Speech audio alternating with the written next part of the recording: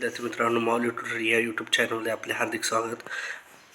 आज आपण बघणार आहोत हिंदी व्याकरणाचा भाग 10 वाक्य के भेद. चला तर आपण बघू याच्यावर क्वेश्चन कसे आहेत. चला तर सर्वात अगोदर वाक्य के भेद हे 2 मार्कासाठी येतं. त्याच्यामध्ये 2 प्रश्न येतात. एक वाक्य के भेद रचना के आधार पर आणि दुसरं येतं वाक्य के भेद अर्थ के आधार पर. तर पहिले आपण बघू अर्थ वाक्य के भेद रचना के आधार पर. हा 1 अंकासाठी येतो. तर याचे 3 टाईप पडतात बघा. सरळ वाक्य, संयुक्त वाक्य आणि मिश्र वाक्य. बघा, सरळ वाक्यामध्ये वाक्य सरळ होत आहे. तर बघा, सरल वाक्यामध्ये वाक्य सरल होता है. संयुक्त वाक्यामध्ये वाक्य में और, किंतु, परंतु का प्रयोग किया होता है. व सरल संयुक्त वाक्यामध्ये और, किंतु आणि परंतु हे शब्द आले की ते वाक्य असेल संयुक्त वाक्य. आणि मिश्र वाक्य म्हणजे काय की वाक्य में जैसे तैसे की का प्रयोग किया जाता है. ठीक आहे. ज्या वाक्यामध्ये जैसे तैसे असं केलं तर तसं होईल, तसं केलं तर असं होईल, किंवा वाक्यामध्ये की असेल तर ते मिश्र वाक्य असतं. चला आता आपण याचे उदाहरण बघू. निम्नलिखित वाक्यों का रचना के आधार पर भेद पहचान कर लिखिए. पहिला आहे, भारतीय चरित्र के पवित्र होते हैं. हे सरळ वाक्य. बादल आए किंतु पाणी नहीं बरसा. बघा, या वाक्यामध्ये आलेलं आहे किंतु. बघा वरती बघा, ज्या वाक्यामध्ये और, किंतु आणि परंतु असेल ते संयुक्त वाक्य असतं. म्हणून इथं हे बादल आए किंतु पानी नहीं बरसा म्हणून हे संयुक्त वाक्य. आँख खुली तो मैंने स्वयं को बिस्तर पर पाया. आता बघा, हे मिश्र वाक्य. आँख खुली तो मैंने, आता इथं 2 वेगवेगळे वाक्य, जसे मैंने स्वयं को बिस्तर पर पाया आणि दुसरं आँख खुली तो. मग एक वाक्य दुसऱ्या वाक्यावर डिपेंड आहे म्हणून इथं मिश्र वाक्य म्हणता येईल. पुढं, मैंने उससे जल्दी से चाय पिला दी और विदा कर दिया. बघा, वाक्यामध्ये और आलेलं आहे म्हणून हे आहे संयुक्त वाक्य. काकी बुद्धिहीन होते हुए भी इतना जानती थी की मैं वह काम कर सकती हूँ. बघा, वाक्यामध्ये की आलं म्हणून हे मिश्र वाक्य आहे. पुढं, डॉल्फिन मछलियाँ छोटी थी पर बच्चों को आनंद आया. बघा, हे वाक्यामध्ये आलं आहे पर, किंतु, परंतु म्हणून इथं ह्या वाक्याला काय म्हणता येईल संयुक्त वाक्य. ज्या वाक्यामध्ये और, किंतु, परंतु आणि पर असेल तर त्या वाक्याला आपण संयुक्त वाक्य असे म्हणतो. पुढचं बघा, मोहल्ले वाले अपने फुर्सत से आते. हे सरळ वाक्य आहे. आज नेनू मत रही थी तो तुम्हारी याद आई. आता बघा, हे मिश्र वाक्य, कारण की याच्यामध्ये 2 वाक्य दिलेले आहे. आज नेनू मत रही थी तो तुम्हारी याद आई. नाही ना, 2 वाक्य एकमेकांवर डिपेंडेंट म्हणून हे मिश्र वाक्य. मैंने कोई पाप नहीं किया और न कोई चोरी की आहे. तर वाक्यामध्ये इथं और आले म्हणून हे वाक्य आहे संयुक्त वाक्य. त्याच्यानंतर आहे उमा से कह देना की जरा करीने से आहे. हे मिश्र वाक्य. उमा से कह देना हे एक वाक्य आहे आणि की आलंय म्हणून हे कोणतं आहे मिश्र वाक्य आहे. पुढं, इस लड़के को पुरस्कार मिला था. हे सरळ वाक्य, याच्यामध्ये काहीच वापरलेलं नाही. त्याच्यानंतर मजदूरों ने गड्ढा खोदा और घर चले गए.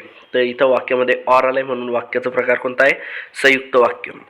वाक्याचा भाग कोणता आहे संयुक्त वाक्य. बादल गरज रहे हैं और बिजली चमक रही है. और आलंय म्हणून हे सुद्धा संयुक्त वाक्य. पुढं, लोग शरीर श्रम करना नहीं चाहते और इसे हीन दृष्टी से देखते. आता ह्या वाक्यामध्ये सुद्धा और आलंय म्हणून हे संयुक्त वाक्य. हमने गहने पहनने छोड़ दिए थे. हे सरळ वाक्य आहे. या वाक्यामध्ये एकच वाक्य म्हणून हे सरळ आहे.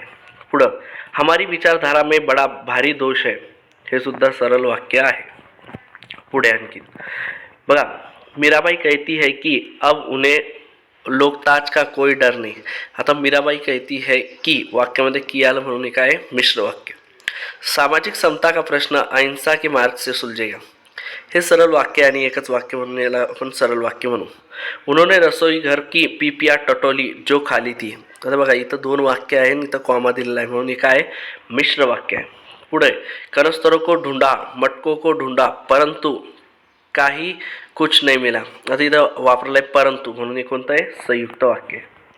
पुढं, उनका खिला हुआ चेहरा मुरझा गया. हे सुद्धा सरळ वाक्य आहे. पुढं, संतरी को जैसा कहा गया था उनसे वैसे ही किया. उन्होंने वैसे ही किया किंवा उसने वैसे ही किया. तर इथं 2 वाक्य म्हणून इथं मिश्र वाक्य येईल. पुढं, आश्रम किसी एक धर्म से चिपका नहीं होगा. हे सरल वाक्य है. हमदर्दी जताने वह लोग जरूर आएंगे जिनकी हमें सूरत भी देखना नहीं चाहते. तर हे पूर्ण बघा, खूप मोठं वाक्य असेल तर ते मिश्र वाक्य असतं. रात के समय लोग अपने अपने घरों में सो जाते हैं, हे सरळ वाक्य आहे. ठीक आहे विद्यार्थी मित्रांनो, तर हे पहिला प्रश्न येतो तुम्हाला, वाक्य सरळ आहे, संयुक्त आहे का मिश्र आहे. हे कोणतं आहे, रचना के आधार पर, वाक्याची रचना कशी आहे त्याच्यावरती प्रकार पडतात. पुढे बघा, वाक्य परिवर्तन अर्थ के अनुसार. आता इथं वाक्य के भेद अर्थ के अनुसार. मग आता कोणकोणते असतात, एक असतं आज्ञावाचक वाक्य, प्रश्नवाचक वाक्य, विस्मयवाचक वाक्य, इच्छावाचक वाक्य, निषेधवाचक वाक्य, वाचक वाक्य आणि विधानवाचक वाक्य. तर इथं आपल्याला जी कृती दिलेली असेल त्या कृतीमध्ये आपल्याला ते वाक्य परिवर्तित करायचं आहे.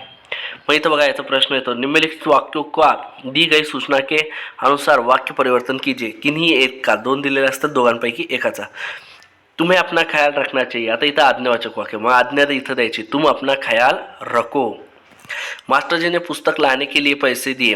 बघा, हे प्रश्नवाचक वाक्य भरपूर वेळेस येतं, तुम्हाला काहीच करायचं नाही आहे. हे वाक्याच्या सुरुवातीला क्या लावायचं आहे आणि शेवटी वाक्य जसं तसं लिहून प्रश्नचिन्ह द्यायचे. बघा, क्या मास्टर जी ने अपने पुस्तक लाने के लिए पैसे दिए, क्वेश्चन मार्क. पुढं, मेरी टांग टूटना दुर्घटना थी, प्रश्नवाचक वाक्य. क्या मेरी टांग टूटना एक दुर्घटना थी. बघा, वाक्याच्या समोर क्या लावायचं आणि शेवटी वाक्य जसं तसं लिहून शेवटी प्रश्नचिन्ह. त्याच्यानंतर आहे इच्छावाचक वाक्य, म्हणजे आपल्या मनातील इच्छा. आज फिर कोई दुर्घटना होगी. तर मग इथं तुमची इच्छा काय आहे, आज फिर कोई दुर्घटना न हो. त्याच्यानंतर पर्यटन का अपना आनंद आहे. त्याच्यानंतर त्याला कन्वर्ट करायचं आहे विस्मयवाचक आहे. विस्मयवाचक म्हणजे उद्गाराचक वाक्य. बघा, हे वाक्य पण करणं सोपं आहे, फक्त तुम्हाला वाक्याच्या समोर वाह लावायचं आहे, बाकी वाक्य जसेच तसं आहे. वाह, पर्यटन का अपना ही आनंद आहे. पुढचं, आशावाद हो तो हर काम संभव है. निषेधवाचक वाक्यामध्ये आपल्याला नाही लावायचं आहे. आशावाद हो तो कोई काम असंभव नहीं है. पुढचं, उमा ने सितार पर भजन गाया. निषेधवाचक वाक्य म्हणजे नाही टाकायचं आहे. उमा ने सितार पर भजन नहीं गाया. बघा, लोकप्रसाद शंकर का विवाह उमा से करेंगे. प्रश्नवाचक चिन्ह तुम्हाला सांगितलं. प्रश्नवाचक म्हटलं की समोर काय लावायचं, क्या, आणि शेवटी काय द्यायचं, प्रश्नचिन्ह. तर मग क्या गोपाल प्रसाद शंकर का विवाह उमा से करेंगे, क्वेश्चन मार्क. पुढं प्रश्नवाचक वाक्य बघा, मानू इतना ही बोल सकी. क्या मानू इतना ही बोल सकी, क्वेश्चन मार्क. संत पुरुष दुष्टों के वचन सहते हैं. निषेधवाचक वाक्य, संत पुरुष दुष्टों के वचन नहीं सहते हैं. गरीब भूख की लाचारी से श्रम करता है. संदेहवाचक वाक्य. आता बघ, संदेहवाचक म्हणजे त्याच्यावर संदेह घ्यायचं. तर इथं शायद, फक्त काय लावायचं, संदेहवाचक वाक्य करायला लावलं की समोर काय लावायचं, शायद गरीब भूख की लाचारी से श्रम करता है. ठीक आहे. बघा, प्रश्नवाचक वाक्य असेल तर समोर क्या, वाक्य जसंच तसं लिहून क्वेश्चन मार्क. विस्मयवाचक वाक्य असेल तर तुम्हाला लावायचं आहे वाह, पर्यटन का अपना ही आनंद आहे, वाह, आणि शेवटी वाक्य जसं तसं लिहायचं आहे उद्गाराचक चिन्ह देऊन. आणि जर इथं संदेहवाचक वाक्य आलं तर तुम्हाला सुरुवातीला लावायचं शायद. पुढचं बघा, अब राज प्रथा मिट गई. आज्ञावाचक वाक्य. अब राज प्रथा मिटा दो. त्याच्यानंतर बघा, हाय मेरे घर पे छापा पडा. आता विधानवाचक वाक्य. तर मग इथं जे उद्गार वगैरे लावलंय ते सर्व काढून टाका. मेरे घर पे छापा पडा हे विधानवाचक वाक्य. तुम हमारी बात नहीं समझे. प्रश्नवाचक. बघा, पुन्हा तेच आलंय, समोर काय लावायचंय, क्या तुम हमारी बात नहीं समझे, क्वेश्चन मार्क. पुढं, क्या उस गली में पेड़ भी है. निषेधवाचक वाक्य. क्या उस गली में पेड़ भी नहीं है, तर इथं नाही लावायचं आपल्याला. तर विद्यार्थी मित्रांनो, तुम्हाला माझा हा व्हिडिओ आवडला असेल तर नक्की लाईक करा, शेअर करा आणि सबस्क्राईब करा. धन्यवाद.